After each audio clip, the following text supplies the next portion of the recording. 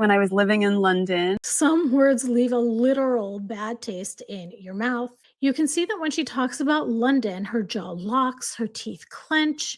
There's a flash of tension, and then just as quickly, she switches into a soft smile. We're going to talk all about this and how malignant narcissists are masters at controlling how you see them, especially online. Every photo, every caption, every soundbite is carefully chosen to create an image: the perfect love, the perfect lifestyle, the perfect happiness.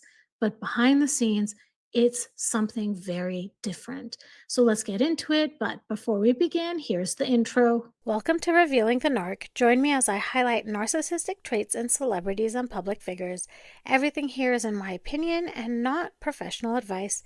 If you enjoy the analysis, please like and subscribe. I want to go through this article, which cites Judy James and her analysis of Meghan's body language in a particular episode of With Love, Meghan.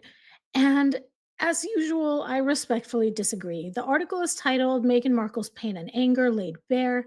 Diva Duchess displays small but powerful body language moment while discussing her time living in London as rift with royal family rages on. Celebrity body language expert Judy James dissected Markle's show With Love, Meghan, which recently premiered on Netflix. James explained her body language signals throughout the series have all been based on idyllic, blissful happiness and love.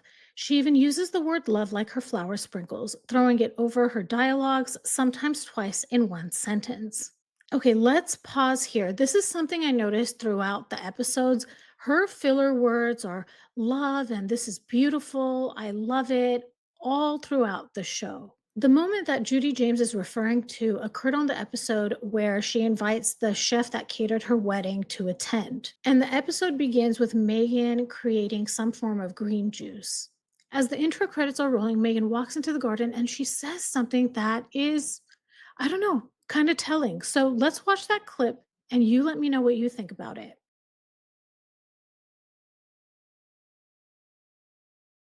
Happy bees. So a lot of that sounds quiet because I tried to remove the music, but you can hear Megan say happy bees, but there are absolutely no bees in sight. And here's the thing, the inclusion of that is not random. Every single thing we see or hear goes through round after round of review. Editors, producers, Megan's team, Netflix executives, all of them have to approve every word, every frame, every sound bite. So when we hear this happy bees, but there aren't any in sight, this is deliberate. The audio was added or at least left in on purpose. And I had to ask myself why? Why would she do that? And is to, in my opinion, is to create a subtle impression of abundance, wellness, and harmony.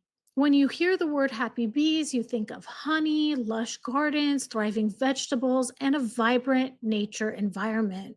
And this is important because we are walking into a scene where she's going to be picking vegetables to make green juice. It ties perfectly into the narrative they want you to believe, this idyllic, eco friendly, curated lifestyle. This isn't just about bees, this is about image control, and it ties directly into how malignant narcissists operate, especially on social media. All of us, when we post something on social media, we curate it. That's normal. But malignant narcissists take it a step further. They engineer illusions to control how you see them. And often, I'm going to give you 5 examples to walk through the difference between a healthy post and a malignant narcissist post. At the end of the day, I want you to walk away with it's the intent and motivation behind the post that makes the difference. Let's talk about the perfect love flex. In a healthy post, it might say something like date night at our favorite spot, feeling grateful for time together.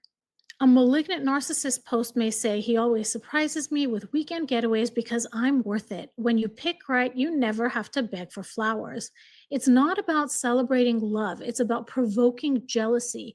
And it could be aimed at an ex, a rival, or anyone who picked wrong. The goal is to make others feel unloved or inadequate while appearing effortlessly adored. And also, can't you just see Meghan making posts like this? I'm sure if we scroll through her Instagram, we'll see exactly examples of this. The next one is an example of co parenting attacks. A healthy post might say, Soccer Saturday, proud of this kiddo.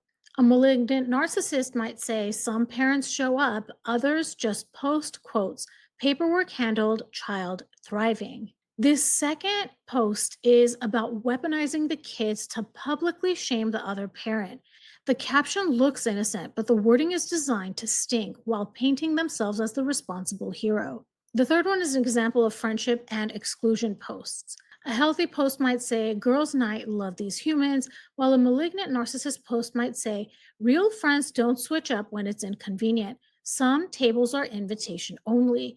This is triangulation. It punishes the excluded person while signaling to the group who's in versus who's out. It stirs fear and competition, keeping control over everyone involved. The next one we'll talk about has to do with professional success. A healthy post might say, I got the job, so excited for this new chapter. While a malignant narcissist may post on the same day, manifestation is greater than excuses. When you're at my level, opportunities chase you. In this example, strategic timing is designed to steal your spotlight. It minimizes your achievements and shifts attention back to them. The goal is to ruin your moment and make you doubt your own success. And finally, let's talk about glow up digs. In a healthy post, someone might say, First week back at the gym, small steps, proud of myself.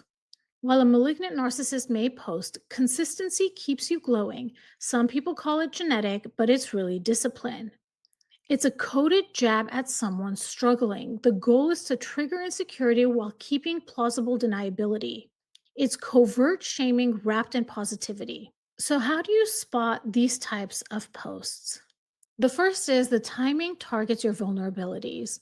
The second is the wording has a blade. There are hidden digs disguised as inspiration.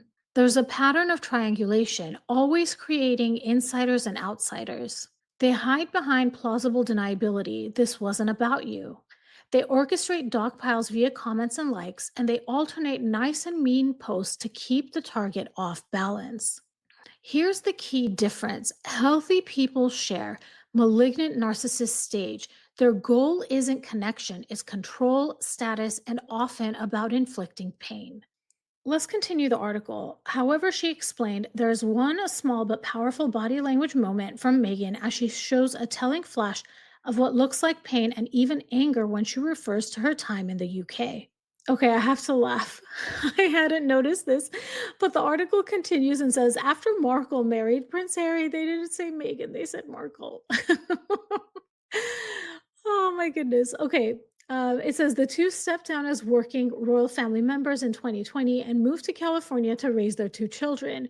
Over the years, the feud between the couple and the royal family has only gotten worse, and by Markle's body language, the pain is still there for the former actress.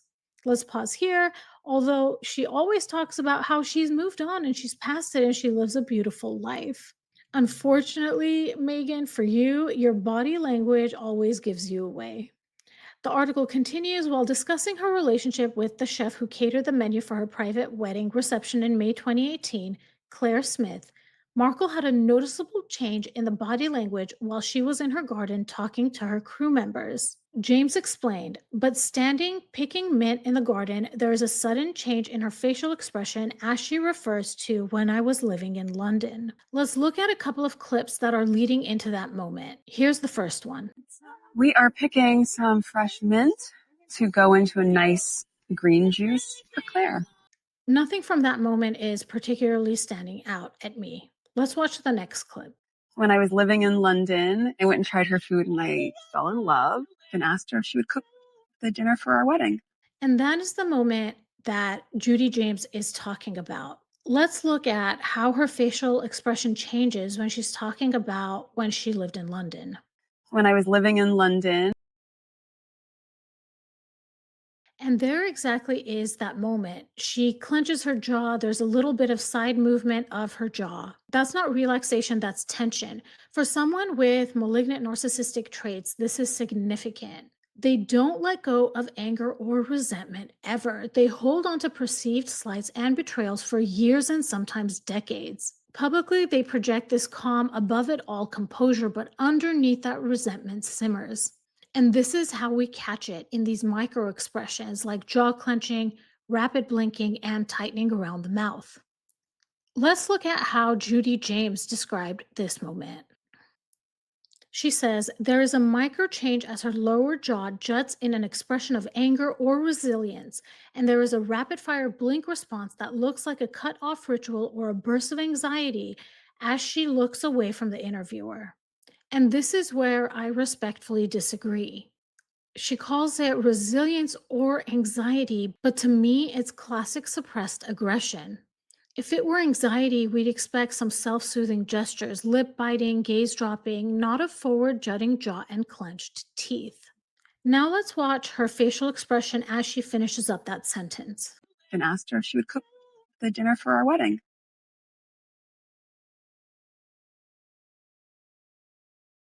I don't see that aggression in this part of the clip. To me, she flips into a soft, coy smile when the topic shifts to her wedding. She might have caught herself and snapped back into the narrative she wants to project. That emotional flip from tension to charm is exactly how malignant narcissists manage public perception. I wish the camera caught exactly what happened after this moment because right after this moment, the camera goes to her hands. I would have loved to see how her smile ends here because it reminds me a lot of these two smiles. And then my late night indulgence now is just a lot of Duolingo. And The Little Mermaid came on. So I'm seeing this expression when she thinks she's talking about something cute and harmless. But here's what I see: one eyebrow goes slightly higher than the other, and that's a subtle see me cue, pulling you into validation mode. Then there's the small head shift back and down. It creates this illusion of modesty or shyness. And finally, there's that really wide, almost stuck smile. It looks natural at first, but it just lasts too long. I think these are strategic signals. She's trying to make herself seem quirky, relatable, and vulnerable. But our brain picks up on the inauthenticity of the facial expression. Let's read what Judy James had to say about it. It begins: when she moves on to talk about our wedding, though, her expression changes again to a puckered, coyly happy smile, and her eyes go back to the interviewer, as though she's back on track again in terms of happy subjects. And this part, I do agree with Judy. Her expression definitely changes. Putting this all together, healthy people share, while malignant narcissists stage. Their goal isn't connection. They want to control their image, inflate their status, and often inflict pain. Megan's happy beast moment and her jaw clench at London come from the same playbook. Carefully planted details and curated expressions designed to make you feel something without ever showing you the full truth. I'm curious to know what you think about all of this. Please drop your thoughts in the comments. If this was interesting to you, please like and subscribe. Hit that notification bell so you'll know every time I drop a new video. Thank you so much for watching. If you enjoyed this video and you're looking for a meaningful way to support something beyond the screen, I'd love for you to consider making a donation to the National Domestic Violence Hotline in lieu of super chats and super stickers. They provide 24/7 support and resources for people in unsafe or overwhelming situations, whether that's emotional, physical, or just hard to name. Their information is on the screen should you need to contact them, and you'll find the link to donate in the description of this video. Every little bit helps, and it means a lot. Thank you again for watching, and I'll talk to you soon. Bye, everybody.